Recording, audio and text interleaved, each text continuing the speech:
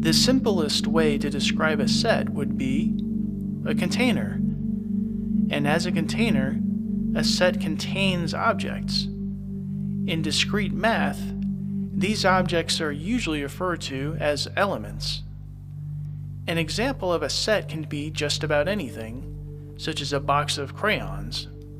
In this case, each crayon is an element of the set box of crayons. Another example would be a football team. In that case, football team is a set and each player is an element. Now, since this is supposed to be math, let's try a set that contains numbers. For example, let's make a set called S and let it contain some numbers.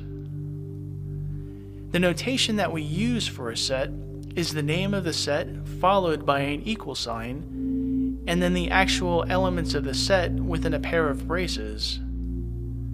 Now let's look at the elements. In this case, we can see that 3 is an element of the set, but 6 is not an element of the set, and we notate this by adding a little slash through the element symbol. So what if we want this set to go on past 5? What if the set goes on to infinity?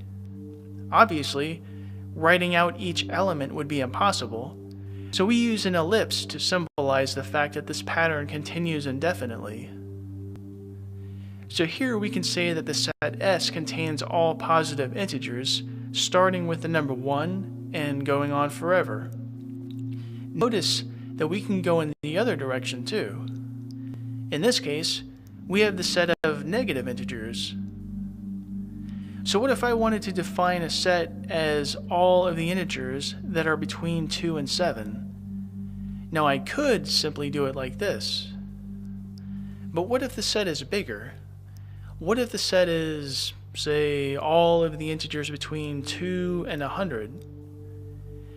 Now there's different ways to do this, but one way is to use a variable, like x or y, as a placeholder, and then define the scope of x. So this is basically the same as the first one, but we've defined x using greater than and less than operators. Now the line in between the x's is usually translated as such that.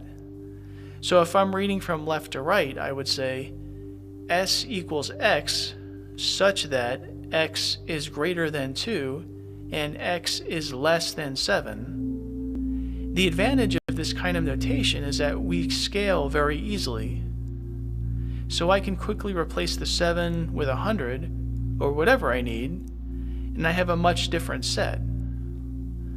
So this was just a very basic introduction to set theory.